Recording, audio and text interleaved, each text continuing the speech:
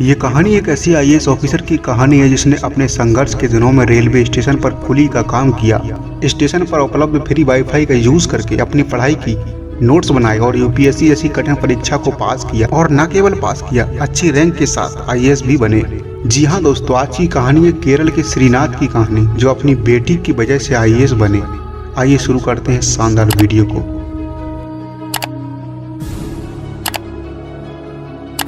किसी इंसान की सफलता उसके मजबूत इरादों से ही संभव है। यदि इंसान मन में ठान ले तो ऐसा कोई काम नहीं जो वो कर ना सकता हो। इसलिए कहते हैं कि रख हौसला वो मंजर भी आएगा, प्यासे के पास चलकर समंदर भी आएगा, थक कर ना बैठे मंजिल के मुसाफिर, मंजिल भी मिलेगी और मिलने का मजा भी आएगा। दोस्तों, हमारी कहानी शुरू होती है केरल के एर्नाकुलम रेलवे स्टेशन से। केरल के एर्नाकुलम रेलवे स्टेशन पर जैसे ही ट्रेन पहुंचती है तो लाल कपड़े पहने हुए कुछ लोग ट्रेन की बोगियों की तरफ दौड़ते हैं और जैसे ही यात्री ट्रेन से नीचे उतरते हैं तो उनका सामान अपने सरों पर रखकर ये लाल कपड़े पहने हुए लोग स्टेशन से बाहर तक उनका सामान रखकर आते हैं, क्योंकि इन लोगों का यही पेशा है कि यात्रियों के सामान के बोझ को अपने सर से ढोएं। अब तक आप समझ चुके होंगे कि हम बात कर रहे हैं स्टेशन पर मौजूद कुलियों के बारे में। केरल के एर्नाकुलम रेलवे स्टेशन पर इन्हीं कुलियों की भीड़ में श्रीनाथ नाम का कुली था, जिसके बाजू पर 343 नंबर लिखा था, यानी कुली नंबर 343। स्टेशन पर जब भी ट्रेन आती तो श्रीनाथ लोगों के सामान को अपने सिर से उठाते और उसे बाहर रख कर आते। रोज सुबह से लेकर शाम तक श्रीनाथ यही काम करते और शाम तक 400-500 रुपए कमा लेते, जिससे वह अपने परिवार का भरण पोषण कर सके, जिससे उनके परिवार का खर्चा चलता था, क्योंकि परिवार की आर्थिक स्थिति बेहद खराब थी। श्रीनाथ की शादी भी हो चुकी थी। इतने पैसों में घर चलाना बेहद मुश्किल हो रहा था। काफ़ी दिनों तक ऐसा ही चलता है। इसके बाद 2018 में श्रीनाथ के घर एक बेटी का जन्म होता है, यानी श्रीनाथ अब पिता बन चुके थे। बेटी के जन्म के बाद श्रीनाथ थोड़ी चिंता में रहने लगे थे और उनकी यह चिंता बेटी के भविष्य को लेकर थी। श्रीनाथ को हमेशा लगता था कि वह कुली का काम करके अपनी बेटी को एक अच्छा भविष्य नहीं दे सकते। अब श्रीनाथ के दिल में कुछ बड़ा करने की चिंगारी धीरे धीरे लौ पकड़ रही थी, क्योंकि जिस स्थिति में श्रीनाथ बड़े हुए थे और जिस स्थिति में आज वह थे, वो ऐसा समय अपनी बेटी को नहीं देना चाहते थे। दोस्तों, श्रीनाथ ने एक दिन रेलवे स्टेशन पर कुछ रेलवे के बड़े अधिकारियों को देखा, जिनसे वह काफ़ी प्रभावित हुए। इसके बाद उन्होंने काफ़ी जानकारी जुटाई और फिर डिसाइड किया कि वह देश के सबसे कठिन एग्ज़ाम यूपीएससी एग्ज़ाम को पास करके आईएएस बनेंगे, क्योंकि श्रीनाथ अपने जीवन में कुछ बड़ा करना चाहते थे। लेकिन परिस्थितियों ने उन्हें ऐसा जकड़ के रखा था कि कुली की नौकरी करना उनकी मजबूरी बन चुका था। लेकिन वह अपनी बेटी की खातिर इस मजबूरी को तोड़ने की कसम खाते हैं और अब वह अपने मन में यूपीएससी क्रैक करने की ठान चुके थे। लेकिन उनकी आमदनी इतनी नहीं थी कि वह कोचिंग की फीस अफोर्ड कर सके। कोचिंग की फीस तो छोड़ दीजिए, जिसके पास एक स्मार्टफोन तक नहीं, आर्थिक तंगी से जूझ रहा है, पूरे दिन मेहनत करता है तो 500 से 600 रुपए कमाता है और अपना घर भी चलाता है। उसके पास तो यूपीएससी की महंगी किताबें खरीदने की भी पैसे नहीं है। लेकिन अब वह सपना देख चुका था। वह अपने मन में ठान चुका था कि अब किस्मत को नहीं कोसूंगा और हर पल समस्या के समाधान के बारे में सोचूंगा और उसे हल करने के सारे प्रयत्न करूंगा। अब श्रीनाथ उन सभी सवालों के जवाब खोजने लग गए जो सवाल चुनौती बनकर उनकी एर्नाकुलम रेलवे स्टेशन से लवासना तक के सफर के बीच बाधा बनकर खड़े हुए थे। वह अभी भी कुली का ही काम कर रहे थे। अब जल्द ही उनकी जिंदगी में एक ट्विस्ट आने वाला था। श्रीनाथ के पास यूपीएससी की कोचिंग और स्टडी मटेरियल खरीदने के लिए पर्याप्त पैसे नहीं थे। तभी सरकार देश के रेलवे स्टेशनों पर फ्री वाईफाई की सुविधा देने पर विचार कर रही थी और जनवरी 2016 में मुंबई सेंट्रल रेलवे स्टेशन पर यह सुविधा शुरू की गई। धीरे धीरे यह सुविधा देश के कई रेलवे स्टेशन पर पहुंचाई गई। कुछ समय के बाद एर्नाकुलम रेलवे स्टेशन पर भी फ्री वाईफाई की सुविधा उपलब्ध हो गई। लेकिन श्रीनाथ को इससे कोई फर्क नहीं पड़ा, क्योंकि श्रीनाथ के पास एंड्रॉयड फोन ही नहीं था। उनके पास छोटा कीपैड फोन था। दोस्तों, एक दिन श्रीनाथ रेलवे स्टेशन पर बैठे हुए थे, तभी उनकी नज़र वहां पर बैठे गोपाल कृष्ण नाम के लड़के पर पड़ती है। स्टेशन पर बैठा हुआ गोपाल कृष्ण नाम का लड़का अपने कानों में ईयरफोन लगाए फोन में कुछ वीडियो देख रहा था। जब श्रीनाथ उसके पास पहुंचे और श्रीनाथ ने जब करीब से देखा तो उस लड़के के फोन में एक वीडियो चल रहा था जिसमें कोई टीचर स्मार्ट बोर्ड पर कुछ पढ़ा रहा था। यह देखकर श्रीनाथ उस लड़के को टोक कर पूछ लेते हैं कि आप क्या देख रहे हैं। तब वह लड़का कुली की जिज्ञासा को शांत करने के लिए बताता है कि मैं अपने फ़ोन से पढ़ाई कर रहा हूँ, क्योंकि मेरी ट्रेन अभी लेट है। तब तक मैंने सोचा कि अपनी क्लास ही देख लूँ।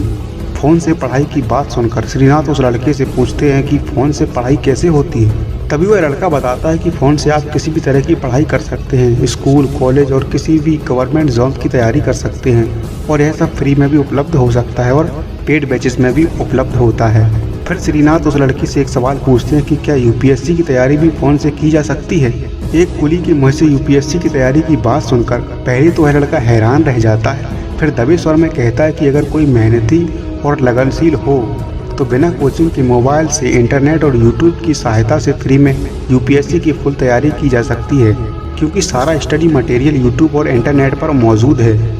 बस आपके फ़ोन में इंटरनेट डेटा हो और आप में एक दिन में कई क्लास लेने की क्षमता हो। जैसे ही लड़का अपनी यह बात पूरी करता है, इसी बीच स्टेशन पर ट्रेन आ जाती है और श्रीनाथ यात्रियों के सामान के लिए ट्रेन की ओर दौड़ते हैं। सामान रखने के बाद श्रीनाथ फिर वह लड़के को खोजते हैं, लेकिन वह लड़का दोबारा से स्टेशन पर दिखाई नहीं देता है। अब श्रीनाथ भी अपना मन बना लेते हैं कि मैं यूपीएससी की तैयारी फ़ोन से ही करूँगा। कुछ दिनों तक पैसा बचाने के बाद वह अपने दोस्त से 2700 रुपये में एक पुराना एंड्रॉयड फ़ोन खरीदते हैं और फिर वह यूपीएससी की तैयारी के बारे में और अधिक जानकारी जुटाते हैं और उन्हें अब पूरी तरह से समझ आ जाता है कि किस तरह से हमें स्टडी करनी है और उसके सोर्स क्या होंगे। और अब वह ये भी डिसाइड कर लेते हैं कि मैं अपनी तैयारी स्टेशन पर ही करूँगा। जब भी स्टेशन पर मुझे समय मिलेगा तब मैं वीडियो क्लास देखूंगा और इस तरह से मैं अपना कुली का भी काम करता रहूँगा। अब वह स्टेशन पर खाली समय में यूपीएससी की तैयारी करता है और एक दिन में कई क्लास देख लेता है। इंटरनेट डेटा ही कोई दिक्कत नहीं होती है, क्योंकि उसके एक कुली दोस्त ने उसे स्टेशन की फ्री वाईफाई को एक्सेस करने का तरीका बता दिया था। दिन में वह स्टेशन पर वीडियो देखता और कुछ वीडियो को ऑफलाइन में सेव करके रात में घर पर भी जाकर उसे देखता। इस तरह से श्रीनाथ की तैयारी चलती रही। दोस्तों, श्रीनाथ ने पहले एक स्मार्टफोन खरीदा और रेलवे की फ्री वाईफाई से यूपीएससी के ऑनलाइन लेक्चर अटेंड किए और इसके साथ ही उन्होंने इंटरनेट पर फ्री में मौजूद स्टडी मटेरियल को भी डाउनलोड किया। दोस्तों, एक और जहां यूपीएससी की जंग में बहुत सारे लोग एसी रूम में बैठकर यूपीएससी की तैयारी करते हैं, वहीं दूसरी ओर रेलवे स्टेशन पर बैठा एक शख्स फ्री की वाईफाई से यूपीएससी की तैयारी कर रहा है। जहां यूपीएससी का नाम सुनते ही अच्छों की हवा निकल जाती है, वहीं एक कुली भारत के दक्षिणी कोने से रेलवे स्टेशन से यूपीएससी को चैलेंज करता है और अभिमन्यु की तरह यूपीएससी की इस चक्रव्यूह में गर्जना करता है। लेकिन उसे यह बात भी पता थी कि इस चक्रव्यूह रूपी यूपीएससी को भेदना है तो अभिमन्यु की तरह अधूरे ज्ञान से काम नहीं चलने वाला। उसे इस युद्ध को जीतने के लिए पूरी तरह से प्रशिक्षण लेना होगा और हर बारीकी को अच्छे से समझना होगा। उन सभी बातों को जानना होगा जिनकी वजह से लाखों लोग यूपीएससी के मैदान में असफल हो जाते हैं और कुछ तो इसी मैदान में हताश होकर अपना बलिदान दे देते हैं। इन सभी बारीकियों पर ध्यान देते हुए श्रीनाथ निरंतर रेलवे स्टेशन पर यूपीएससी की ऑनलाइन क्लासेस को अटेंड करते हैं और अपनी तैयारी को दिन पर दिन मजबूत करते जाते हैं। अब काफ़ी समय बीत चुका था और श्रीनाथ की तैयारी अब काफ़ी अच्छी हो चुकी थी। यूपीएससी के एग्ज़ाम को देने से पहले श्रीनाथ केरल के पीसीएस एग्ज़ाम को देते हैं और पहली ही बार में केरल के पीसीएस एग्ज़ाम को पास कर लेते हैं और अधिकारी बन जाते हैं। दोस्तों, स्टेट पीसीएस का एग्ज़ाम निकालना भी बहुत बड़ी बात होती है और श्रीनाथ यह कर चुके थे। स्टेशन से शुरू हुआ सफ़र अब केरल पीसीएस तक पहुंच चुका था। यानी उन्होंने जो सपना देखा था कि उनकी बेटी का भविष्य सुंदर और उज्जवल हो, अब वह उस सपने को पूरा कर चुके थे। अगर वो चाहते तो यहीं पर रुक सकते थे, लेकिन अब उनके अंदर यूपीएससी क्रैक करने की आग लगी थी। केरल पीसीएस में सिलेक्ट होने के बाद भी वह यूपीएससी की तैयारी में लगे रहे और उन्होंने यूपीएससी के कई असफल अटेम्प्ट दिए, लेकिन फाइनली वह अपने चौथे प्रयास में 2021 में यूपीएससी के चक्रव्यूह को भेदने में कामयाब होते हैं और आईएएस अधिकारी भी बन जाते हैं। श्रीनाथ के संघर्ष की कहानी तत्कालीन रेल मंत्री पीयूष गोयल ने भी शेयर की और उन्होंने बधाई दी और उन्होंने रेलवे की फ्री वाईफाई का भी जिक्र किया। तो दोस्तों, इस तरह से श्रीनाथ ने अपनी यूपीएससी की जर्नी को तय किया। मुश्किलों और विपरीत परिस्थितियों के बावजूद भी उन्होंने हार नहीं मानी। यूपीएससी जैसी कठिन परीक्षा में सीमित संसाधनों के बावजूद भी उन्होंने अपना परचम लहराया और लाखों लोगों के लिए प्रेरणा का स्रोत बने। बहुत सारे लोग कम संसाधनों का हवाला देते हैं और कहते हैं कि हमारे पास संसाधनों की कमी है, हम यूपीएससी की तैयारी नहीं कर सकते। मेरे दोस्त, इससे ज़्यादा क्या कमी होगी तुम्हारे पास कि तुम्हें इंटरनेट के लिए रेलवे स्टेशन पर जाना पड़ता हो। तुम्हारे पास तो इंटरनेट भी मौजूद है, तुम्हारे पास तो फ़ोन भी मौजूद है। बिना कोचिंग के भी यूपीएससी निकाली जा सकती है। इसलिए आज आपको अपने आप पर विचार करने की आवश्यकता है। आज तुम्हें अपनी क्षमताओं को पहचानने की ज़रूरत है। भविष्य के सभी आईएएस आईपीएस को हमारा जय हिंद जंग जारी रहेगी।